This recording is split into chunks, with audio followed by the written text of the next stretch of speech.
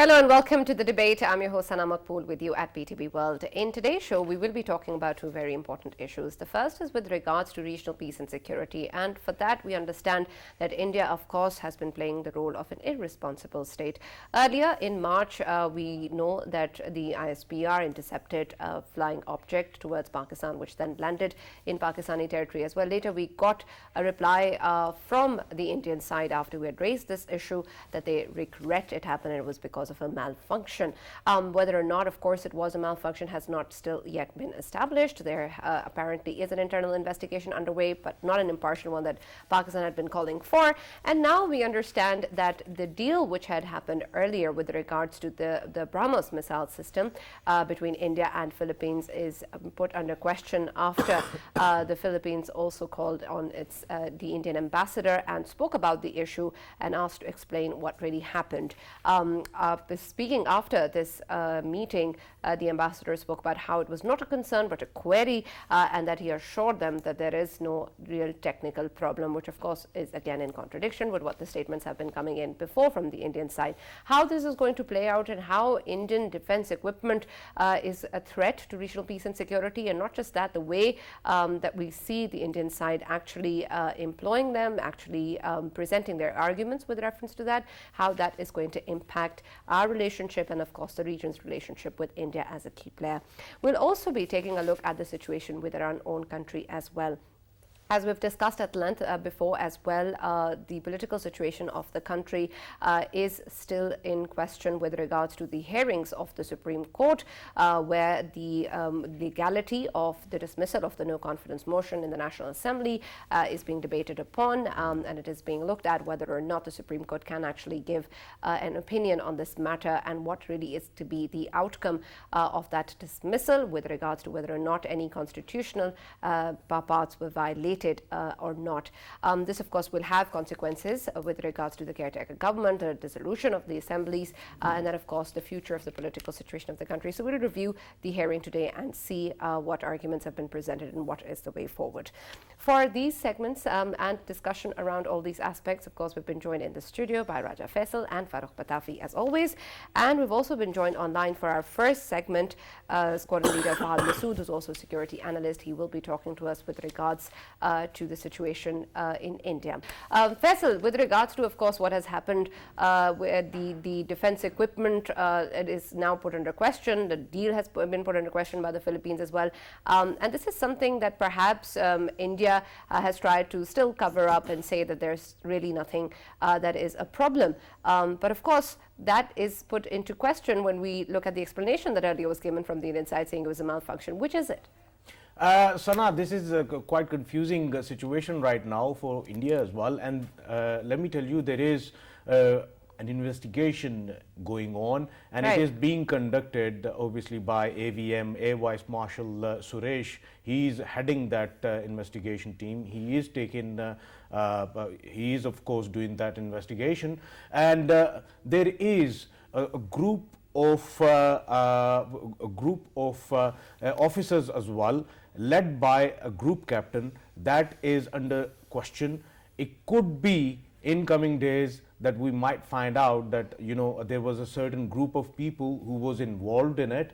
Number one. Number two, yes, there was a technical malfunction which was highlighted by India earlier, but now it's a quite tricky situation. Why? Because Philippines is a country that was interested in buying, and they had actually made a contract for India. They wanted to buy BrahMos from India, but right now, if India claims that it has technical malfunction, of course Philippines won't be risking buying it because they don't want to shoot any one of their neighbors, unintentionally. Faisal, has it been established that it was actually a BrahMos missile that was apparently malfunctioned and entered into Pakistani territory? Has that been established for sure? The specific name of it, they are, the intelligence reports are saying that is BrahMos NG, and that is what it is. And this is what they want to sell it towards Far East countries, and they were pitching it in Middle Eastern countries as well.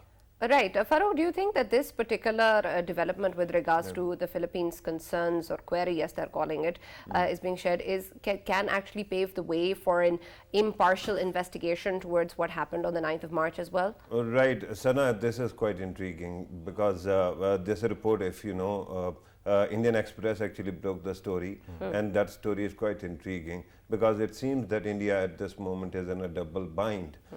Remember, they say about company of losers that it turns even well-performing people into losers. So the kind of government India has, its impact and its trickle down into forces is quite evident. Whether whatever happened between India and Pakistan was a technical problem where you have to blame the platform, or whether it was actually a human error or some kind of conspiracy, as pointed out by Raja Faisal. In either case, this actually portrays India in a very negative light. So what do you do when you have too many bureaucrats? You start blaming the platform rather than your own human resource, right? And this is exactly what they try to do. And that became a problem because India is a country that not only acquires foreign, weaponry, it has addiction it is addicted to imported warfare machinery, but it also sells it. So those who are buying it naturally must be concerned that if the platform is faulty, why should they buy it? Exactly. Right. In either case, Narendra Modi and his government is a gift that keeps giving.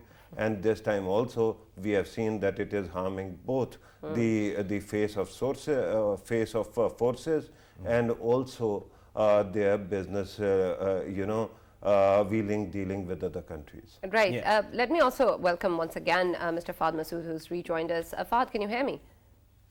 Loud and clear this time.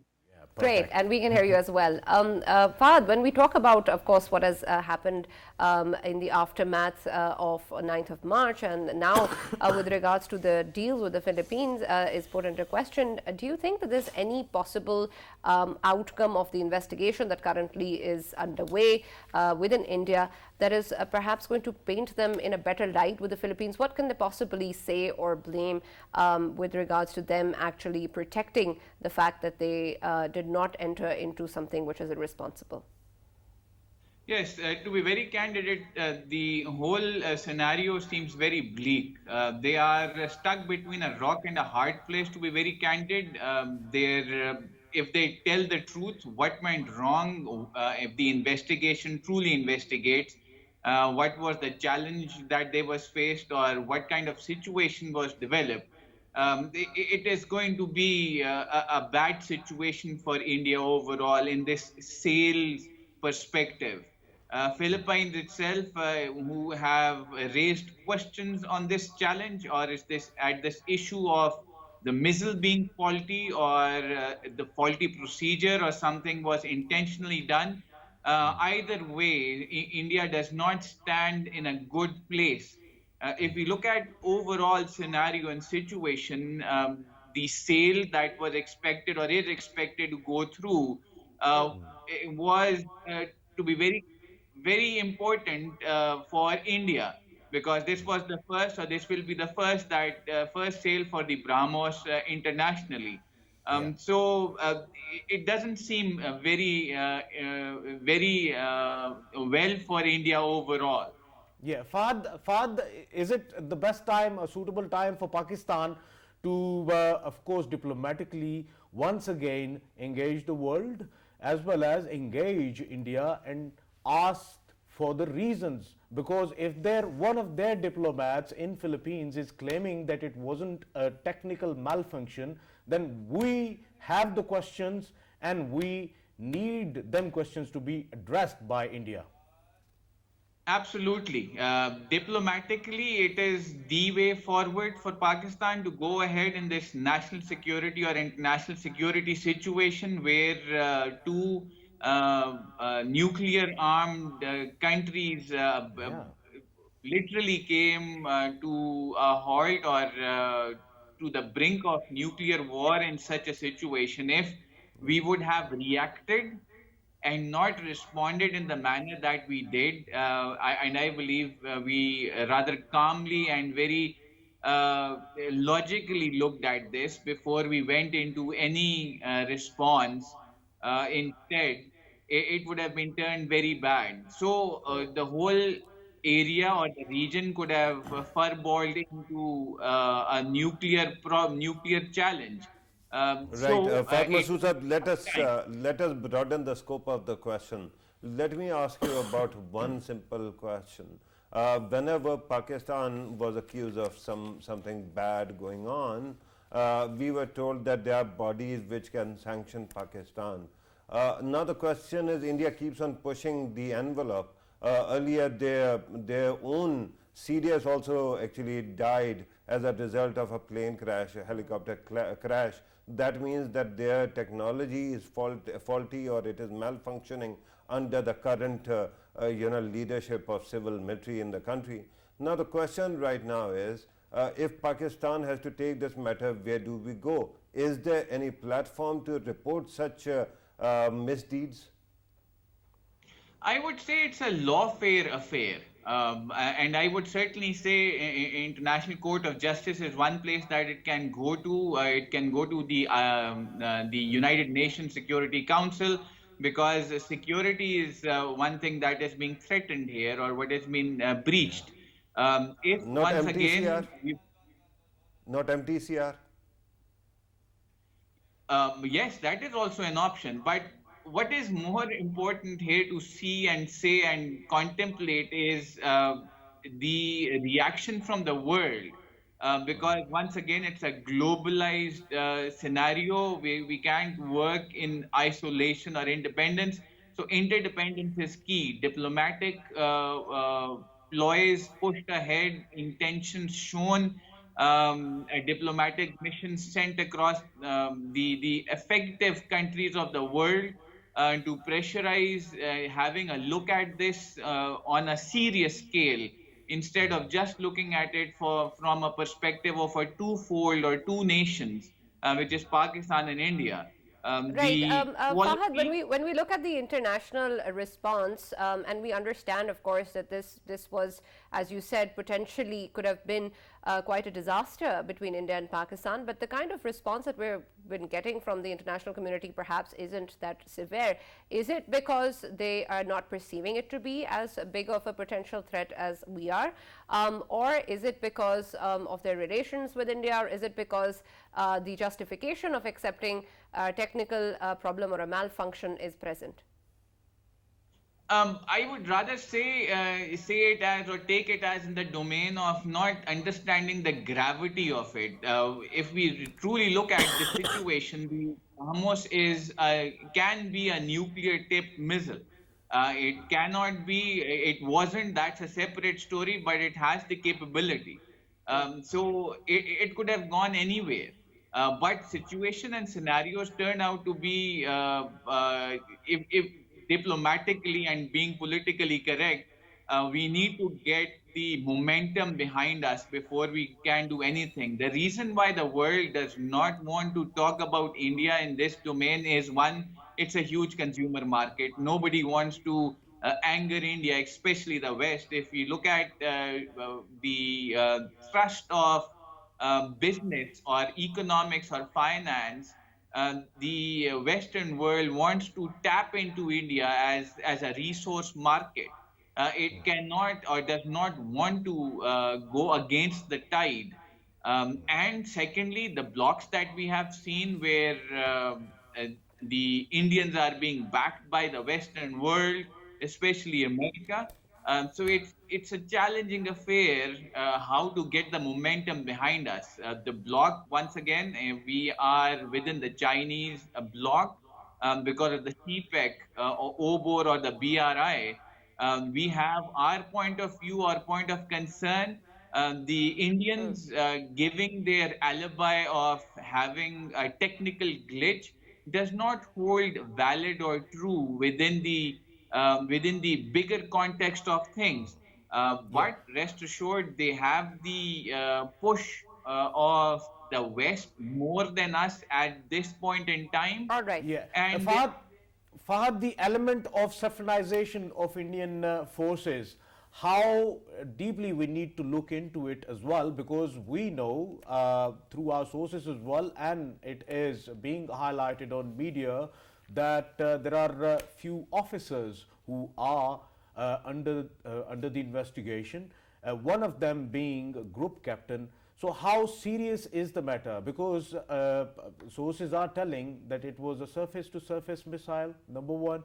And number two, of course, we know that if it was a surface to surface missile, then there are special codes for all of these missiles, and of course these codes, they will be with a responsible person. And how did them codes leak out to somebody who just triggered it, and how did it happen? So it must be, all of the questions are related to were they saffronized within the Indian Army or within the Indian Air Force, or what actually happened? Because right now their own diplomatic mission is negating the factor of technical malfunction. So it must be saffronized kind of people within the Indian Army. Well, that's always possible.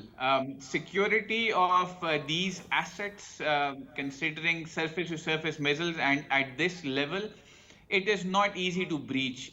So the crack in the security paraphernalia that they have had, or the codes, as you were saying, fell into the wrong hands, is always possible. But obviously, it's an internal investigation. What I believe some media persons were also mentioning, that needs to be a bilateral investigation, which includes the Pakistani side as well, because we are directly in the firing line of the whole situation. So Right. within the army, I don't believe the truth of the matter will come out anyways. It Right, may Faisal, do it. let me further qualify this question, and then I've got another question for you as well. The first bit is regarding saffronization. There is also an element of courage. If you remember, around Balakot time, within a couple of months, Narendra Modi actually gave an interview in which he actually pointed out that he had suggested to the services chiefs that if they want to attack Pakistan or Balakot, he should be using cloud cover to evade tracking systems. So at that time, after 2 months, it was clear that his services chiefs had not corrected that record. So there seems to be a courage issue as well. Don't you think that in such a situation, when incompetent people rule the country, they stack every position with more incompetent people, or they surround themselves with that, and that's why such things keep on happening in India? Well, I would rather take this in another domain. I would rather say there's a very famous quote: keep your friends close and your enemies closer. So we should always learn the trends that are going across the eastern border. And the eastern border trends don't seem too liberal right now. Things are turning or have turned bad for the minorities of the Indian community. They're not the best of places to live right now, with what happened day before yesterday, if I'm not wrong, with the Muslim community in us. So the challenges are there, yes, Right. but uh, we Now should this, we should consider them to be a professional army. One, right. for the reason that give them the benefit of doubt, if nothing more, Yeah, because but Faisal, my concern is that if we start actually handing out benefits of doubt, I wonder how many countries would have given Pakistan such a Right. courtesy, right? But then there is another, with your permission, Sana, regarding diplomacy. You were talking about bloc politics, but we recently saw, and let me take you back to another very crucial development. Remember, you were with us when we were covering the Pegasus story as was broken by Indian media, in which it was clearly pay-to-play kind of situation, where India was getting, Pegasus system, and on the other side, Israel was getting a vote in support of their resolutions. So that situation also became very clear. India has very boisterous diplomatic muscle, and while their governments keep on bumbling around, we see that their diplomacy is very hectic. Is it not true that whenever such an episode takes place, may it be S-400, may it be Bipin Rawat's plane crash, may it be this episode, everywhere India must be compromising a lot through diplomacy. That's why these things keep on happening and the world remains silent. Yes, their lobbying strength is unsurmountable right now, and it's been there for some time. And that is how they've been able to influence the game-changing nations or the important countries of the world. If you look at the Western countries, United States, they have players as the Vice President of United States of America as of now. So there's no questions asked. They have their diplomatic strength, but on the other side, our effort should always be to bring this realignment of the nations or the countries of the world in a way that it benefits our national security or national interests. All And right, where Fahad, we my last stand. question, since we're almost out of time for this segment, with regards to the deal, do you think that Manila can actually demand their own investigation into the matter before actually going ahead with the deal? And if they refuse the deal for whatever reason, will this actually taint India's potential for further deals? It will certainly taint the potential, yes, to go for an independent or a bilateral investigation. I don't think India or Indian Army would like anyone else to come into the progress, because it is a matter of national security for them. Right. Thank you so much. Just one Faisal, last. we're out of time for this yeah, segment. Just one last. Fahad, in all of this fuss, who should be more embarrassed, Brahmaputra or Moscow? Because BrahMos is actually, the word BrahMos is actually from obviously one of the rivers of India, Brahmaputra, and Moscow river from Moscow. So which one should be more embarrassed? I would rather say the initial than the latter. All right. Thank you so much, Mr. Fahad, for joining us and being a part of the debate. We have to move on to our second segment, which looks at the situation within our own country as well. The political situation has been put under question since Sunday after the dismissal of the no confidence motion and without voting. We've been hearing the Supreme Court's hearings since then, and we know that the suo motu notice that had been taken by the Supreme Court is continuing. There was a hearing today as well where the PTS Council presented their arguments. Farrukh, earlier you were talking about how the opposition's arguments, particularly the PPP's counsel, presented the arguments they presented or how they presented their case was lacking. How do you look at the way that the PTI council actually presented their own arguments? I think that they presented their case according to their plan. The same arguments they presented in the parliament as well, and from there it has flown to the court, and the same arguments have been maintained. But my earlier point about the opposition's behavior, there seems to be a very serious disconnect between their legal team and how they are actually behaving in the courts, right? For example, as I pointed out, Farrukh Naik Saab actually goes, and first remember that he has been a law minister and he has also been, chairman Senate. That means he knows the parliamentary procedures inside out. First, he went and demanded that the court be expanded. That didn't happen. Then he kept on bumbling around. I don't know why that was.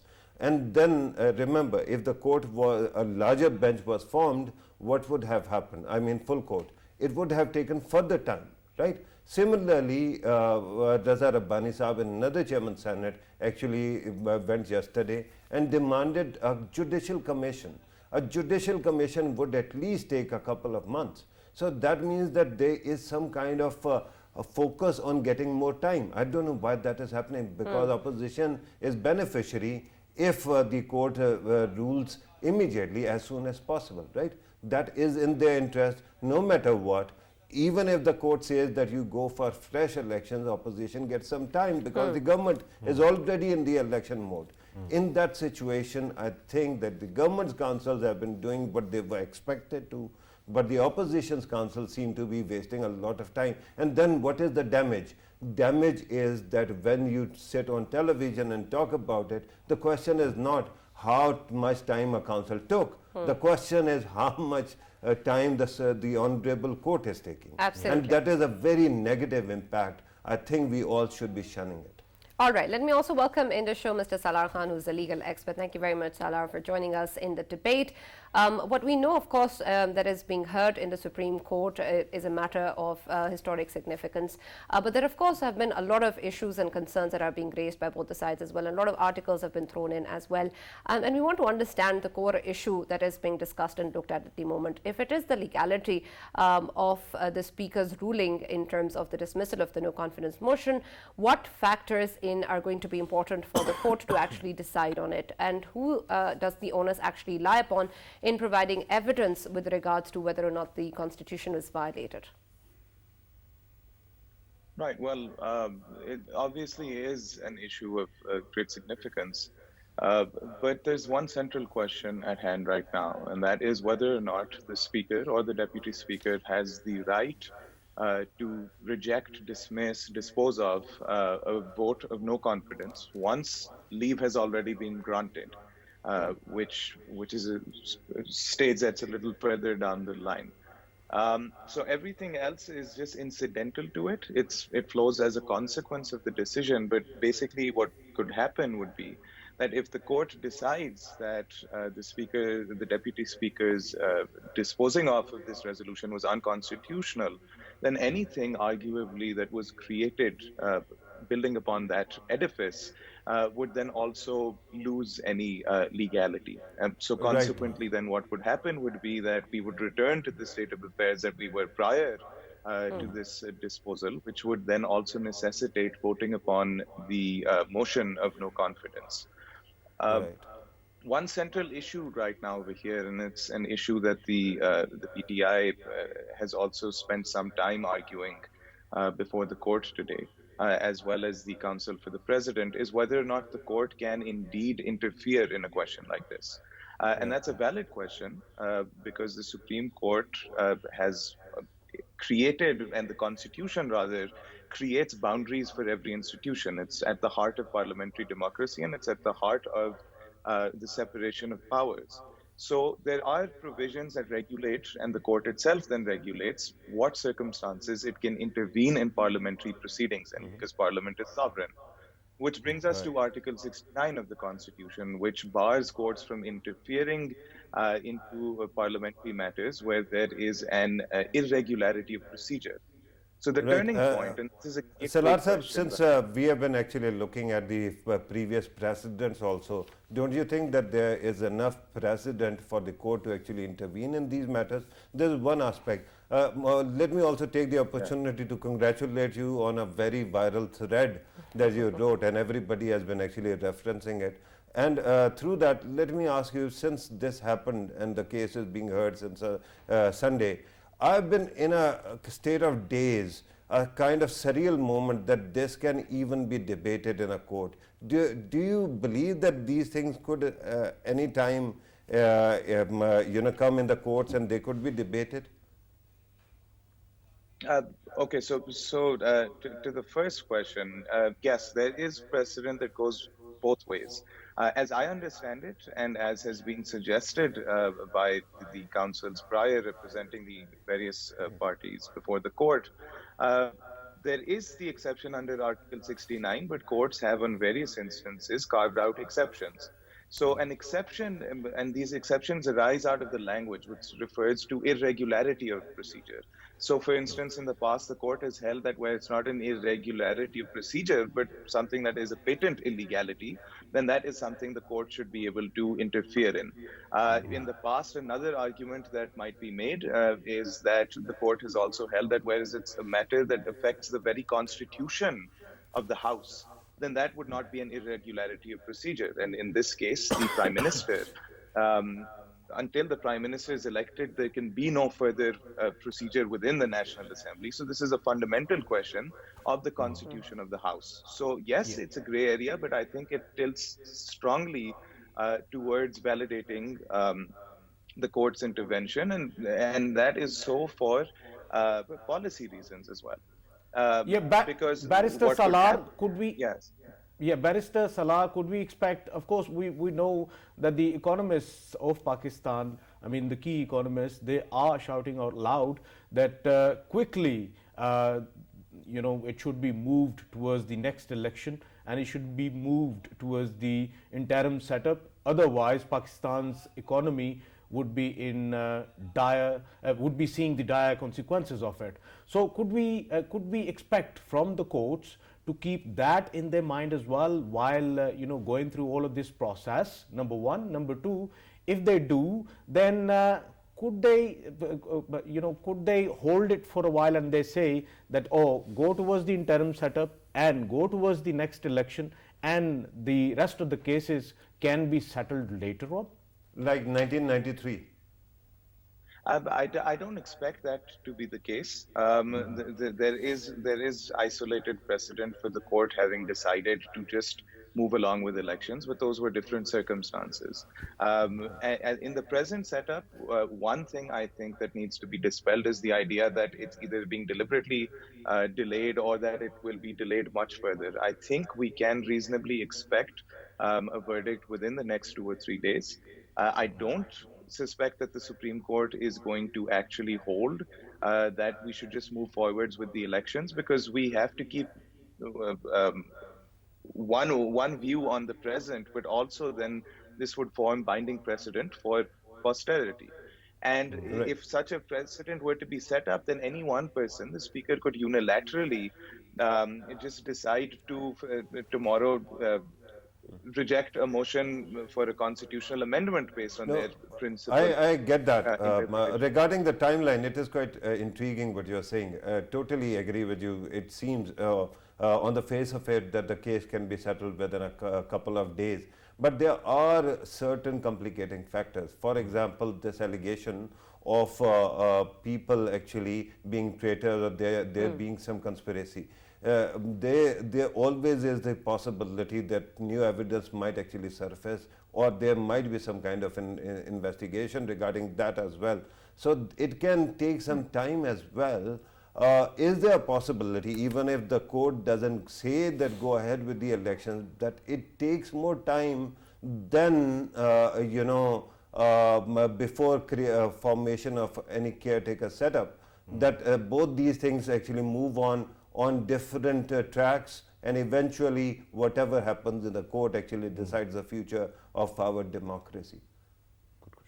I mean, we've seen in the past with the Supreme Court having reversed the decision much further on in time after the caretaker government had already been set up. Yeah. So again, it's a question that one can't say with certainty. I can answer to you what I think should be the principle on the basis of law, and I can answer based on what I think visually and based on the questions that have been answered and the responses, is that the Supreme Court has not seemed very keen on intervening in the factual inquiry of the nature of this letter, whether that's by way of setting up a meeting with certain people or forming a commission. This has been raised before the Supreme Court, and the Supreme Court has said emphatically that what it wants to do is it wants to decide this question on the legal issue, which personally I believe to be the correct interpretation because of the kind of precedent that it sets. Of course, things could go differently. They have in the past, but we have precedent for the people to decide the entire process and everything that's been stood upon it. All right, Mr. Salar, when we look at the speakers, the deputy speaker's ruling, of course, it is also based on Article 5, and if that is employed, does that mean if perhaps this ruling is upheld, will that actually mean that the opposition parties or everyone involved in the no confidence motion are actually guilty of treason? And in that case, how is that going to affect their participation in the elections then? If they're guilty of treason, in case the ruling is upheld, then how will they take part in the elections? And very quickly, because it has two parts, the Article 5, the other one is regarding adherence to the Constitution. Does it cut both ways? Yes, so I don't think that that's a likely consequence of the Supreme Court's decision. I think the interpretation of Article 5, the question before the Supreme Court could at best right now be whether or not a speaker can, on the basis of some conviction that he believes to be in accordance with Article 5, whether he can then dismiss it.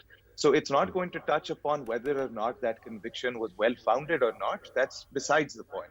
The point is whether or not the speaker, regardless of the justifiability of that belief, whether he can take that step or not. So the Supreme Court is not going to get into a factual inquiry over here. Right, no, I understand that, but Yeah. would they require a provision of evidence that actually links the foreign conspiracy to the opposition parties? And knowing the fact that Imran Khan, Prime Minister Imran Khan, he has been time and again highlighting in his speeches that the majority of the parliamentarians, they actually became part of it unknowingly. Maybe they are not part of it, but they didn't know and they just became part of it. So could we say that this will be taken into account as well? And Salar Sahab, today is your lucky day. We all three want to chip in.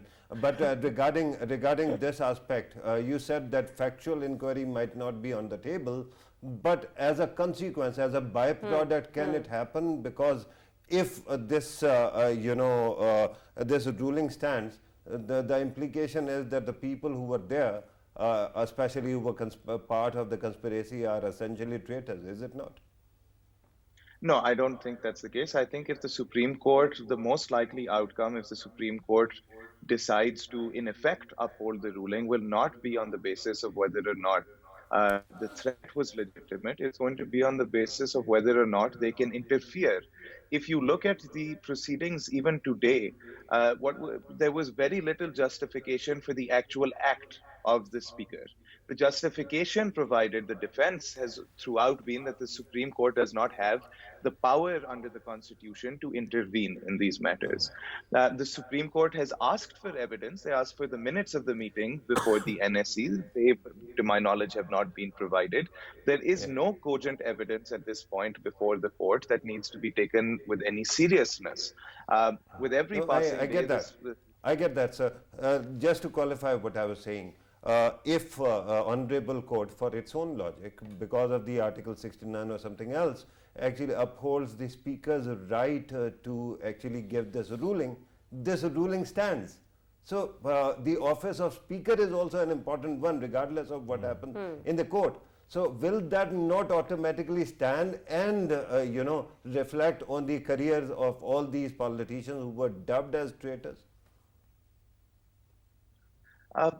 Again, there's so many different ways that this could happen. There's an entire spectrum. The Supreme Court could decide that it could pass remarks upon the ruling. In a case like this, what likely happens is that if the court doesn't want to go all the way, they will pass some observations as to the nature of this letter or what they think was the complicity of certain persons within it.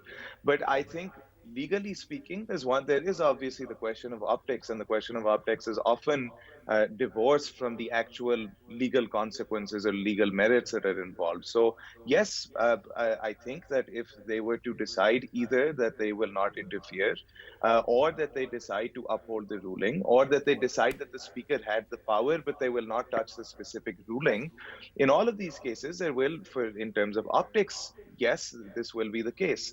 But I find it very, very And what about unlikely for those this who were argument. unknowingly part of it?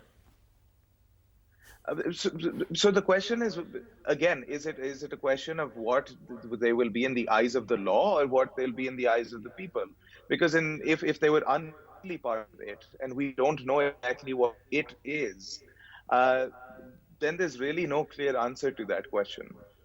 Right. But in the eyes of court or law is one thing, eyes of people is another. Then there's a very important body that is called Election Commission. Yeah. An Election Commission actually decides on the fitness of a candidate.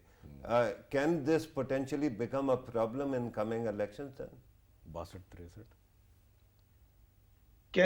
So on this point, I mean, again, if you're asking specifically in terms of disqualification, Yeah. then there would be that disqualification would also need to be connected to something tangible. So, for example, if the idea is that these people were not loyal to their country, there would need to be a factual fact finding on that first. If it's in terms of Article 62(1)(f) that they are no longer Sadiq or Amin, that requires a declaration by a competent court of law. And so all of these things, there will. Maintaining the ruling of speaker will not actually have that kind of automatic effect. Is it what you're And saying? what about certainly not. not being loyal to Certainly people not. of Pakistan, especially their own constituency? See again, the thing is, as far as when we talk about the election commission, that would have to be a proper legal process. There is no situation in which this flows automatically from it, at least to my mind. There would need to be intervening steps. There would need to be a factual inquiry. And as the facts that we have before us, it is evident from even the people who are alleging all of this that even they believe that we need a factual inquiry before this happens. Even the detailed ruling of the speaker itself acknowledges that even in this moment of apparent unconstitutionality, the speaker and the deputy speaker reading out this ruling have admitted that this requires a further fact by a competent authority, which they are Right. not. All we Right. have is that the personal reading is that there is an apparent interference, an apparent link Right. between that, and there is no sense Right, of right. causality. Salar Sahab, in order to help us answer Faisal's query here, let me ask you a very clear question regarding flow crossing, because that is essentially the issue here that he actually flagged. When does actually a lawmaker, when can a lawmaker be accused of flow crossing? Is it before the vote or is it after the vote? Because before the vote, there's plenty of prima facie evidence that somebody has actually crossed the lines, but they haven't voted yet. So where is the cutoff line? See, so the issue over here is one might be tempted to suggest that the very act of even intending to or accepting some form of compensation for in the future voting against party lines in a matter of consequence such as this, that itself should be a crime. And that's fine, that's valid, but that is not the law. The law that we have right now is disqualification for defection under Article 63A.